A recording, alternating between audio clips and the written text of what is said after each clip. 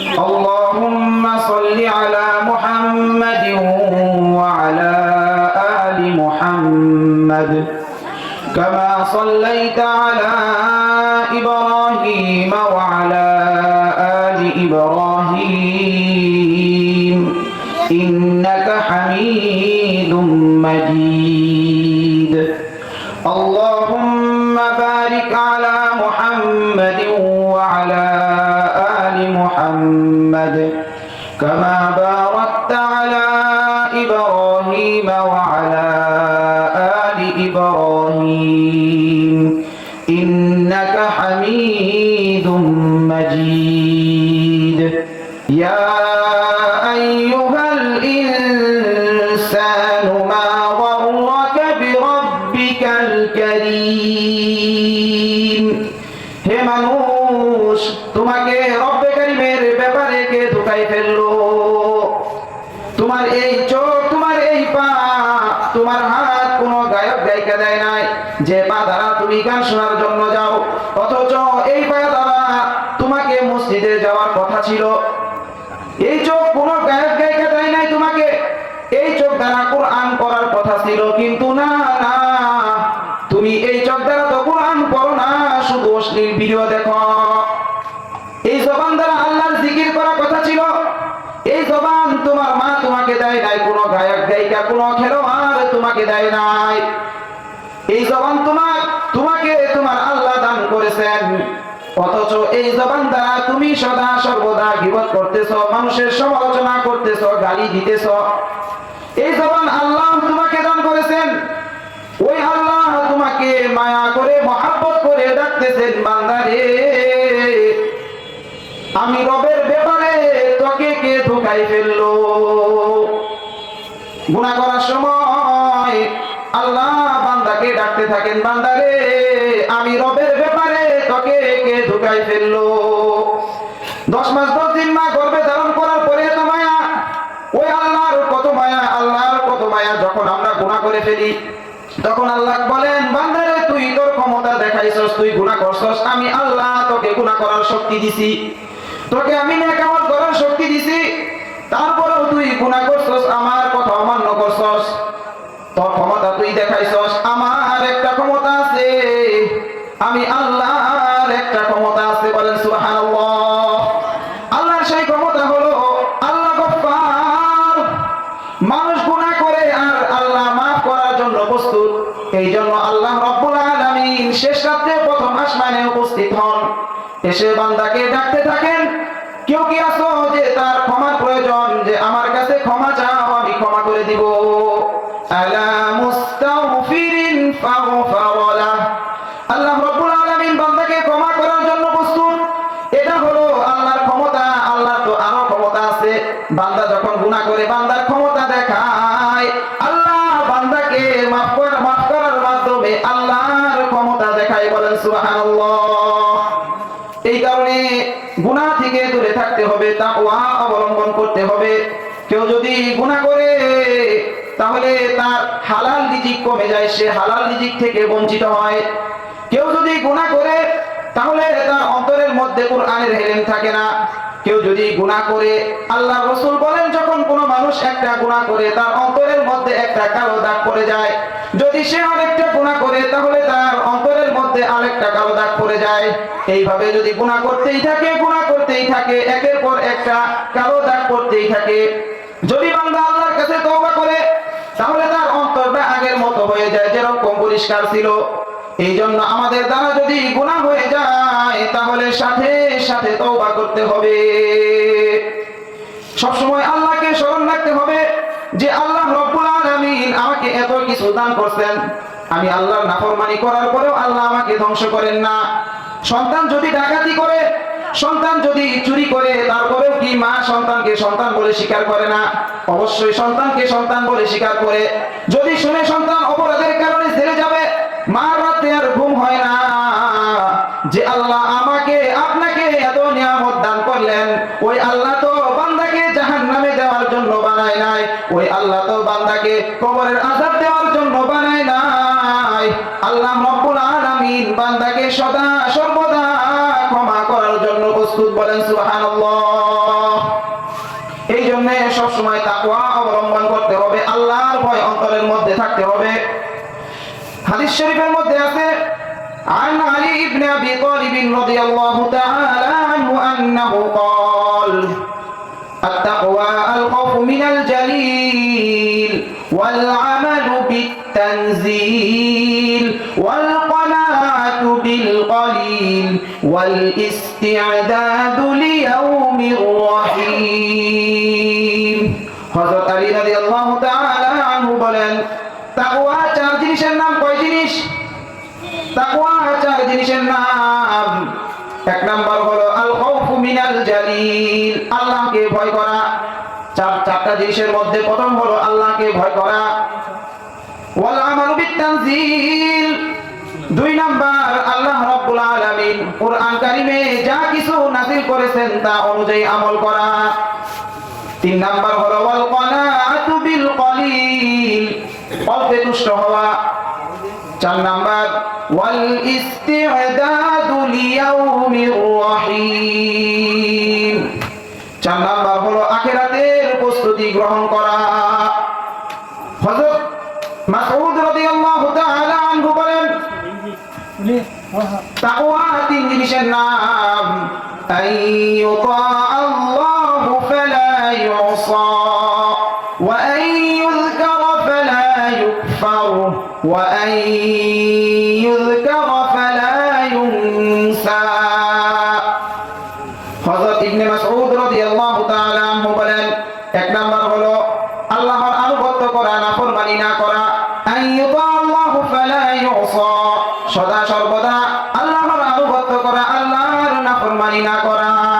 দুই নাম্বার হলো ওয়া আইয়ুশকারা ফালা ইউকফার, সদা সর্বদা আল্লাহর শুকরিয়া আদায় করা, তার অকৃতজ্ঞ না হওয়া। তিন নাম্বার হলো ওয়া আইয়ুযকারা ফালা ইউনসা, সদা সর্বদা আল্লাহকে স্মরণ করা, তাকে ভুলে না যাওয়া। এই তিন জিনিসের নাম হলো তাকওয়া। আল্লাহ রাব্বুল আলামিন ব্যাপকভাবে সমস্ত মানুষকে তাকওয়া অবলম্বন করার জন্য বলেছেন।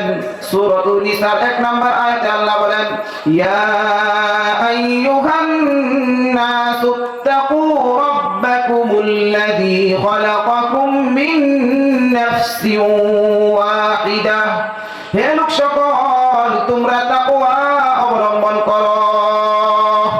খালাকাকুম মিন নাফসিন ওয়াহিদাহ, যে আল্লাহ রাব্বুল আলামিন তোমাদেরকে এক আত্মা থেকে সৃষ্টি করেছেন, ওই আল্লাহকে ভয় করার জন্য ব্যাপকভাবে সকল মানুষকে বলেছেন।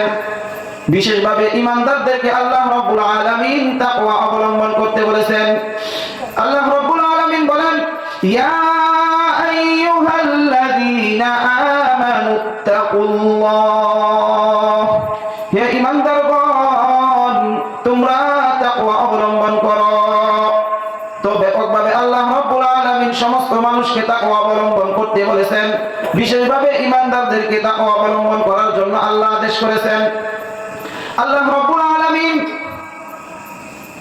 কুরআন পাকে বলেন ইয জাআলাল্লাযীনা কাফারু ফী কুলুবিহিমুল হামিয়াতা হামিয়াতাল জাহিলিয়াতি ফাআনজালাল্লাহু সাকিনাতাহু আলা রাসূলিহি ওয়া আলাল মুমিনিনা ওয়া আলজামাহুম কালিমাতাত তাকওয়া ওয়া কানু আহাক্কা বিহা ওয়া আহলাহা।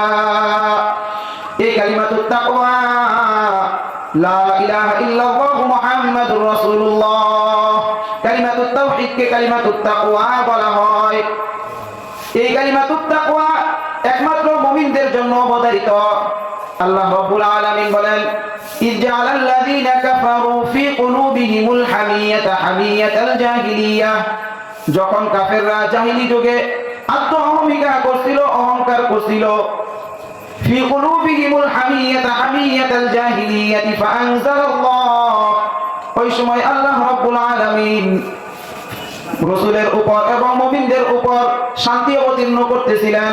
ওয়া আলজামাহুম কালিমাতাত তাকওয়া, আল্লাহ রাব্বুল আলামিন তাকওয়ার কালিমাকে রাসূল এবং মুমিনদের জন্য অবধারিত করে দিয়েছেন। ওয়া কানু আহাক্কা বিহা ওয়া আহলাহা, এবং এই কালিমাতুত তাকওয়ার একমাত্র হকদার হলেন মুমিন। মুমিনরা। এই জন্য সবসময় আল্লাহকে ভয় করতে হবে, তাকওয়া অবলম্বন করতে হবে। দেখুন একজন রাখালের তাকওয়া কেমন ছিল। হযরত ওমর রাদিয়াল্লাহু তাআলা আনহু মরুভূমি দিয়ে যাইতেছিলেন। ওই সময় ওমর রাদিয়াল্লাহু তাআলা আনহুর পিপাসা লাগছে, খিদা লাগছে। ওমর রাদিয়াল্লাহু তাআলা আনহু দেখলেন মরুভূমির মধ্যে একজন রাখাল ছাগল চরাইতেছে। ওমর রাদিয়াল্লাহু তাআলা আনহু ওই রাখালের কাছে গেলেন, যাওয়ার পরে বললেন, ও রাখাল, আমার অনেক খিদা লেগেছে, আমাকে একটু ছাগলের দুধ দাও। রাখাল বলতেছে, এই ছাগলের মালিক তো আমি না, এই ছাগলের মালিক তো আরেকজন। যখন আমি ছাগল চড়ানোর জন্য আসছি তখন মালিক গুনে গুনে প্রত্যেকটা ছাগল আমাকে দিয়েছে। যখন আবার আমি সন্ধ্যাবেলায় বাড়িতে নিয়ে যাব তখন আবার প্রত্যেকটা ছাগল গুনে গুনে নিবে। আর তুমি তো আমার মুনিবের কোনো চাকরও না, আমার মুনিবের কোনো কিছুই না, তাহলে আমি তোমাকে ছাগলের দুধ দিতে পারবো না। উমর রাদিয়াল্লাহু তাআলা আনহু বললেন, যদি দুধ না দাও একটা ছাগল বিক্রি করো, যদি ছাগল বিক্রি করো তাহলে তুমি কিছু টাকা পাবা, আর তুমি তোমার মালিককে বলবা একটা ছাগল ভাই বাগে খেয়ে ফেলছে। যদি এই কথা বলে তাহলে তোমার মালিক তো বিশ্বাস করবে। তখন ওই রাখাল উত্তর দিল, ইয়া হাদা, এই লোক, ভালো করে শুনে রাখো, যদি আমি আমার মালিককে বলি যে একটা ছাগল বাগে খাইয়া ফেলছে তাহলে তিনি তো আমার কথা বিশ্বাস করবেন, কিন্তু যখন কাল হাসরের ময়দানে আল্লাহ আমাকে জিজ্ঞেস করবেন যে মালিকের আমানতের খেয়ানত কেন করছিলা, তাহলে বল আমি আল্লাহর কাছে কি জবাব দিব। ওমর রাদিয়াল্লাহু তাআলা আনহু এই কথা শোনার সাথে সাথে রাখালকে বুকের মধ্যে জড়াইয়া ধরছে, জড়াইয়া বলতেছে, ও রাখাল, আমি এতক্ষণ যাবত তোমার পরীক্ষা নিতেছিলাম। ওই পরীক্ষায় রাখাল পাস করলেন। আর ওমর রাদিয়াল্লাহু তাআলা আনহু বললেন, তোমার মতো লোক যদি আল্লাহর জমিনের মধ্যে থাকে তাহলে আল্লাহর জমিনে কোনোদিন গজব আসবে না। আরেকটা ঘটনা, হযরত আবু বকর রাদিয়াল্লাহু তাআলা আনহু রাতের অন্ধকারে রাস্তা দিয়ে হাঁটতেছেন, খালি পায়ে হাঁটতেছেন, ধারালো পাথর, ওই পাথরের উপর দিয়ে হাঁটতেছেন। রাস্তায় হযরত ওমর রাদিয়াল্লাহু তাআলা আনহুর সাথে সাক্ষাৎ হয়ে গেল। হযরত ওমর রাদিয়াল্লাহু তাআলা আনহু জিজ্ঞেস করতেছেন, হে আবু বকর, রাতের অন্ধকারে খালি পায়ে কই যাইতেছেন? আবু বকর রাদিয়াল্লাহু তাআলা আনহু উত্তর দিলেন, বিধবা নারীর থালা বাসন ধুইতে যাই। ওমর রাদিয়াল্লাহু তাআলা আনহু সাথে সাথে উত্তর দিলেন, এই জন্যই তো আপনি খলিফাতুর রাসূল, কেননা একটা খলিফা হওয়া সত্ত্বেও আপনি বিধবা নারীর থালা বাসন ধুইতে যান। হযরত ওমর রাদিয়াল্লাহু তাআলা আনহু তারপর বলতেছেন, আপনার কি এক জোড়া জুতা নাই? এই ধারালো পাথরের উপর দিয়ে খালি পায়ে কেন হাঁটতেছেন? যদি পা কেটে যায়, নেন আমার জুতা, নেন আমার জুতা পরে হাঁটেন। হযরত আবু বকর রাদিয়াল্লাহু তাআলা আনহু উত্তর দিলেন, আমি আবু বকরের এক জোড়া জুতা আছে, আমি আবু বকরের এক জোড়া জুতা আছে, কিন্তু আমার ভয় লাগে আমি যদি জুতা পায়ে এই মদিনার পথ দিয়ে হাঁটতে থাকি আর আমার জুতার পায়ের আওয়াজে যদি কারো ঘুম ভেঙে যায় আর আল্লাহ রাব্বুল আলামিন আমাকে জিজ্ঞেস করেন, হে আবু বকর, খলিফা হইছিলা বিদায় পায়ের জুতার আওয়াজে তুমি মানুষের ঘুম নষ্ট করছো, তাহলে আমার জবাব দেওয়ার মতো আর কিছু থাকবে না। দেখেন সাহাবায়ে কেরাম আল্লাহকে কতটা ভয় করছেন। জুতার আওয়াজে মানুষের ঘুম ভেঙে যাবে এই জন্য পায়ে জুতা পরে না, খালি পায়ে রাতের বেলায় হাঁটতেছে আর উম্মতের খবর নিতেছেন। এই রকম ভয় আমাদের মধ্যে থাকতে হবে। যদি আমরা আল্লাহকে এই সাহাবায়ে কেরামের মতো ভয় করতে পারি তাহলে আমাদের দ্বারা কখনো অন্যায় কাজ হবে না, কখনো গুনাহ হবে না। আল্লাহ রাব্বুল আলামিন আমাদেরকে তাকওয়া অবলম্বন করতে বলেছেন। যদি আমরা তাকওয়া অবলম্বন করি আমাদের অনেক পুরস্কারের ঘোষণা আল্লাহ দিয়েছেন, অসংখ্য অগণিত পুরস্কারের ঘোষণা আল্লাহ দিয়েছেন। সূরাতুল আরাফের 35 নম্বর আয়াতে আল্লাহ বলেন, ইয়া বানি আদম ইম্মা ইয়াতিয়ান্নাকুম রাসূলুম মিনকুম ইয়াকুসুনা আলাইকুম আয়াতি ফামান ইত্তাকা ওয়া আসলাহা ফালা খাউফুন আলাইহিম ওয়ালা হুম ইয়াহজানুন। আল্লাহ রাব্বুল আলামিন বলেন, যারা তাকওয়া অবলম্বন করবে তাদের কোনো ভয় নাই, তাদের কোনো চিন্তাও নাই। ইয়া বানি আদম ইম্মা ইম্মা ইয়াতিয়ান্নাকুম রাসূলুম মিনকুম, হে আদম সন্তান, যখন তোমাদের মধ্য থেকে একজন রাসূল তোমাদের নিকট আসে, ইয়াকুসুনা আলাইকুম আয়াতি, এবং আমার আয়াতগুলো বর্ণনা করে শোনায়, ফামানিত্তাকা, এই বর্ণনা শোনার পর যে তাকওয়া অবলম্বন করবে, ওয়া আসলাহা, এবং নিজের আমলকে সংশোধন করে নিবে, ফালা খাউফুন আলাইহিম ওয়ালা হুম ইয়াহজানুন, তাদের কোনো ভয় নাই, তাদের কোনো চিন্তা নাই। বলেন সুবহানাল্লাহ। সূরাতুল আরাফের 128 নম্বর আয়াতে আল্লাহ বলেন, ওয়ালাউ আন্না আহলাল কুরা আমানু ওয়াত্তাকাউ লাফাতাহনা আলাইহিম বারাকাতিম মিনাস সামাই ওয়াল আরদ, ওয়ালাউ আন্না আহলাল কুরা আমানু, গ্রামবাসীরা যদি ঈমান আনতো, ওয়াত্তাকাউ, এবং আল্লাহকে ভয় করত, লাফাতাহনা আলাইহিম বারাকাতিম মিনাস সামা, আল্লাহ বলেন আমি আল্লাহ তাদের জন্য বরকতের সকল দরজা খুলে দিতাম। বলেন সুবহানাল্লাহ। শুধু তাই নয়, আমরা যদি তাকওয়া অবলম্বন করি তাহলে আল্লাহ রাব্বুল আলামিন আমাদেরকে বেহিসাব অসংখ্য অগণিত নিয়ামত দান করবেন। সূরাতুত তালাকের মধ্যে আল্লাহ রাব্বুল আলামিন বলেন, وَمَن يَتَّقِ اللَّهَ يَجْعَل لَّهُ مَخْرَجًا وَيَرْزُقْهُ مِنْ حَيْثُ لَا يَحْتَسِبُ, যে আল্লাহ রাব্বুল আলামিনকে ভয় করবে, আল্লাহ রাব্বুল আলামিন তাকে সকল প্রকার বিপদ আপদ বালা মুসিবত থেকে হেফাজত করবেন। শুধু তাই না, ওয়ায়ারযুকুহু মিন হাইতু লা ইয়াহতাসিব, এবং তাকে এমন স্থান থেকে নিয়ামত দান করবেন, আল্লাহ নিয়ামত দান করবেন সে চিন্তাও করতে পারবে না, তাকে আল্লাহ রাব্বুল আলামিন অসংখ্য অগণিত নিয়ামত দান করবেন। শুধু তাই না, যদি কেউ আল্লাহকে ভয় করে, তাকওয়া অবলম্বন করে, তাহলে আল্লাহ রাব্বুল আলামিন তাকে বিশাল নিয়ামত দান করবেন। কুরআন কারীমে আল্লাহ রাব্বুল আলামিন বলেন, ওয়ামান ইয়াত্তাকিল্লাহা ইউকাফির আনহু সাইয়্যাতিহি ওয়া ইউযিম লাহু আজরা, যারা আল্লাহকে ভয় করবে আল্লাহ রাব্বুল আলামিন তাদেরকে বিশাল নিয়ামত দান করবেন। শুধু তাই না, কোরআনের আরেক আয়াতে আল্লাহ বলেন, যারা আল্লাহকে ভয় করবে আল্লাহ রাব্বুল আলামিন তাদের জন্য আল্লাহর রহমতকে লিপিবদ্ধ করে দিবেন। আল্লাহ রাব্বুল আলামিন বলেন, ওয়া রাহমাতি ওয়াসিআত কুল্লা শাই ফাসাআকতুবুহা লিল্লাযীনা ইয়াত্তাকুন, যারা আল্লাহকে ভয় করবে আল্লাহ রাব্বুল আলামিন তাদের জন্য রহমতকে লিখে দিবেন। শুধু তাই না, আল্লাহ রাব্বুল আলামিনের রহমত গোটা সবকিছু, গোটা সমস্ত বাসীকে, শুধু তাই না পুরা বিশ্বকে বেষ্টন করে আছে। এই আল্লাহ পাকের রহমত আল্লাহ তাদের জন্য লিখে দিবেন, ফাসাআকতুবুহা লিল্লাযীনা ইয়াত্তাকুন, যারা আল্লাহকে ভয় করবে আল্লাহ তাদের জন্য আল্লাহর রহমতকে লিখে দিবেন। আল্লাহ রাব্বুল আলামিন কোরআনের আরেক আয়াতে বলেন, ওয়া ক্বালা মূসা লিকওমিহি ইসতাঈনু বিল্লাহি ওয়াসবিরু ইন্নাল আরদা লিল্লাহ ইউরিসুহা মান ইয়াশাউ মিন ইবাদিহি ওয়াল আকিবাতু লিল মুত্তাকিন। মুসা আলাইহিস সালাম তার সম্প্রদায়কে বললেন, হে আমার সম্প্রদায়, তোমরা তাকওয়া অবলম্বন করো এবং আল্লাহর কাছে সাহায্য প্রার্থনা করো।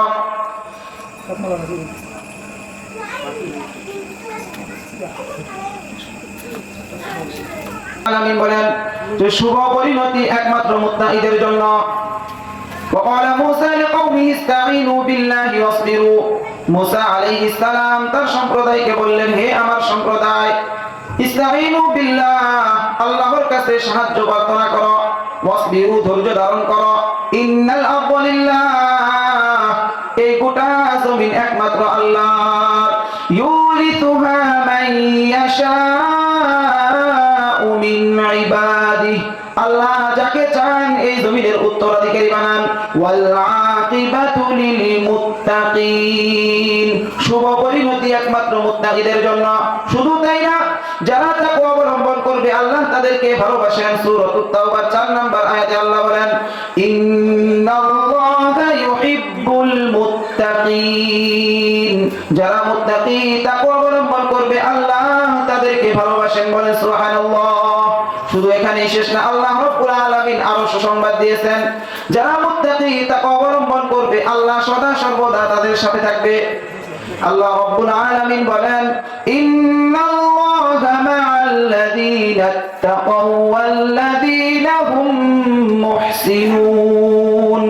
যারা মুত্তাকি তাকওয়া অবলম্বন করবে আল্লাহ রাব্বুল আলামিন তাদের সাথে থাকবেন, আল্লাহ রাব্বুল আলামিন সৎকর্মশীলদের সাথে থাকবেন। এই জন্য সবসময় আমরা তাকওয়া অবলম্বন করব, কখনো গুনাহ করব না। যদি গুনাহ করতে মনে চায় তাহলে আমরা এই চিন্তা করব, আল্লাহ আমাকে দেখতেছেন। এক লোক আল্লাহর ভয়ে তার সন্তানদেরকে ডেকে বলল, হে আমার সন্তানেরা, আমি যখন মৃত্যুবরণ করব তোমরা আমার লাশকে পুড়াইয়া ফেলবা, পুড়াইয়া আমার এই ছাইকে তিনটা ভাগ করবা, এক ভাগ পানিতে মিশাইয়া দিবা, আরেক ভাগ বাতাসে উড়াইয়া দিবা, আরেক ভাগ জমিনের মধ্যে দাবাইয়া দিবা। এরপর এর কিছুদিন পরে ওই লোকটা মারা গেল। মারা যাওয়ার পর তার সন্তানরা এইরকম করলো, তাকে পুরানোর পর তার ছাইগুলা তিনটা ভাগ করলো, এক ভাগ পানিতে ভাসাইয়া দিল, আরেক ভাগ বাতাসে উড়াইয়া দিল, আরেক ভাগ জমিনের মধ্যে দাবাইয়া রাখলো। আল্লাহ রাব্বুল আলামিন মৃত মানুষকে জীবিত করতে পারেন কি পারেন না? আল্লাহ রাব্বুল আলামিন জীবিত করতে পারেন। আল্লাহ রাব্বুল আলামিন তাকে পুনরায় জীবিত করলেন। জীবিত করার পরে জিজ্ঞেস করলেন, এই রকম কেন করলা? তখন লোকটা উত্তর দেয়, আল্লাহ, আপনার ভয়ে আমি এই রকম করেছি। আপনার সামনে দাঁড়িয়ে আমার জবাব দেওয়ার মতো কিছু নাই। আমার এই চিন্তা হয়েছে যে আমি আপনার সামনে কি জবাব দিব, আপনার ভয়ে আমি আমার এই রকম অবস্থা করেছি। তখন আল্লাহ রাব্বুল আলামিন ওই বান্দাকে সাথে সাথে ক্ষমা করে দিলেন, মাফ করে দিলেন। আল্লাহ তো বান্দার দিলের অবস্থা জানেন। আল্লাহ রাব্বুল আলামিন তার এই মনের ভয়ের অবস্থার কারণে আল্লাহ রাব্বুল আলামিন তার দিলের দিকে তাকাইয়া তাকে মাফ করে দিয়েছেন, বলেন সুবহানাল্লাহ। শুধু তাই নয়, আল্লাহ রাসূল কিভাবে আল্লাহর বিধানকে পালন করছেন, যে আল্লাহর বিধান পালনের ক্ষেত্রে সামান্য পরিমাণ কার্পণ্য করেন নাই, বেইনসাফি করেন নাই। আল্লাহর রাসূল সবসময় আল্লাহকে ভয় করতেন। কুরাইশ বংশের এক মহিলা চুরি করলো, চুরি করার পরে ধরা পড়ছে। আল্লাহর নবী কোরআনের আয়াতের মাধ্যমে ফয়সালা দিয়ে দিলেন, ওয়াস-সারিকু ওয়াস-সারিকাতু ফাকতাউ আইদিয়াহুমা, তার উভয় হাত কেটে ফেলো। সাহাবায়ে কেরাম দেখলেন এই মহিলা তো কুরাইশ বংশের মহিলা, যদি তার হাত কাটা হয় তাহলে বংশের মর্যাদা কমে যায়। এই চিন্তায় সাহাবায়ে কেরাম আল্লাহর রাসূলের কাছে সুপারিশ করতে চাইতেছে, কিন্তু পারতেছে না। কেউ সাহস পাচ্ছেন না। ওই সময় আল্লাহর রাসূলের পালক পুত্র যায়েদ বিন হারিস রাদিয়াল্লাহু তাআলা আনহু এর সন্তান উসামাকে পাঠাইছে বলার জন্য। উসামা মুহাম্মদুর রাসূলুল্লাহ সাল্লাল্লাহু আলাইহি ওয়াসাল্লামের কাছে এসে বলতেছে, ও নানা, আপনি যে মহিলার ব্যাপারে হাত কাটার বিধান দিবেন, হাত কাটার ব্যাপারে আদেশ করছেন, ওই মহিলা তো সাধারণ কোনো মহিলা না, কুরাইশ বংশের মহিলা। এই কথা শোনার সাথে সাথে আল্লাহর রাসূল বুঝতে পারলেন এটা এই ছোট উসামার কথা না, এটা অবশ্যই সাহাবায়ে কেরামের কথা। আল্লাহর রাসূল রাগান্বিত হয়ে গেলেন, চেহারা লাল হয়ে গেল। আল্লাহর রাসূল বলতেছেন, ও আমার সাহাবীরা, তোমরা আমাকে বলতে সাহস পাও নাই, তাই উসামাকে পাঠাইছো। এরপর আল্লাহর রাসূল কুরাইশ বংশের মহিলাদেরকে ডেকে বললেন, ও কুরাইশ বংশের মহিলা, তোমরা শুনে রাখো, আজ যদি এই মহিলার স্থানে যদি আমার মেয়ে ফাতেমাও চুরি করত, তাহলে আমি নবী নিজ হাতে তার হাত কেটে দিতাম। তো নবীরা এইরকম আল্লাহকে ভয় করছেন, আল্লাহর বিধান পালনের ক্ষেত্রে সামান্য পরিমাণ কার্পণ্য করে নাই। আজ যদি চুরির কারণে হাত কাটার বিধান থাকতো, তাহলে দেশের কোন নেতা, দেশের কোন এমপি মন্ত্রী সামান্য পরিমাণ একটা টাকাও চুরি করতে পারতো না। আজ আল্লাহর বিধান, এই শরীয়ত এই বাংলাদেশের মধ্যে প্রতিষ্ঠিত নাই, সংসদের মধ্যে পাস নাই, যে তারা কোরআনের শাসন করতে চায় না। যদি কোরআনের শাসন থাকে তাহলে তো তারা লুটপাট করতে পারবে না, তাহলে তো তারা জনগণের অর্থ লুটপাট করতে পারবে না, এতিমের উপর জুলুম করতে পারবে না। এই কারণে তারা সংসদের মধ্যে কোরআনের আইন চালু করে না। তারা কি করতেছে, এইরকম ভয় পাইতেছে, হাইরে যদি আজ কোরআনের আইন চালু হয়ে যায় তাহলে তো সবার আগে আমার হাত কাটা পড়বে। এই যে আমি হাজার হাজার কোটি টাকার মালিক হইলাম, এই হাজার হাজার কোটি টাকার মালিক তো আমি আর হইতে পারবো না। এই কারণে তারা সংসদে কোরআনের আইন পাস করতে চায় না। কিন্তু আমাদের মনের আশা আকাঙ্ক্ষা, আমরা এই রকম নেতৃত্ব চাই, এই রকম শাসন চাই যেখানে কোরআনের আইন প্রতিষ্ঠিত থাকবে। এই কারণে আমরা সবসময় আল্লাহর কাছে দোয়া করব, চেষ্টা করব। দেখেন, আমরা যে তাকওয়া অবলম্বন করি এবং আল্লাহ রব্বুল আলামিন আমাদেরকে তাকওয়া অবলম্বন করতে বলেছেন, এই তাকওয়ার ব্যাপারে আল্লাহ রব্বুল আলামিন অনেক পুরস্কারের ঘোষণা দিয়েছেন। কিন্তু আমরা তাকওয়া অবলম্বন করি না, আল্লাহকে ভয় করি না। যদি আমাদের অন্তরে ভয় থাকতো, আমরা আজকে আল্লাহকে ভয় করতাম, তাহলে আমাদের দ্বারা কখনো সুদের কাজ হতো না, আমাদের দ্বারা কখনো ঘুষের কাজ হতো না, আমরা ঘুষ খাইতাম না, আমরা কখনো চুরি করতাম না, অন্যায়ভাবে কারো সম্পদ লুটপাট করতাম না।